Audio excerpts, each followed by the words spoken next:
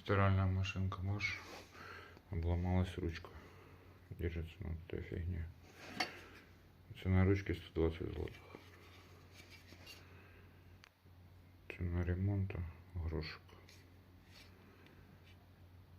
Спаиваешь и 120 экономишь. Как говорят пословица, копейка рубль бережет. Все работает.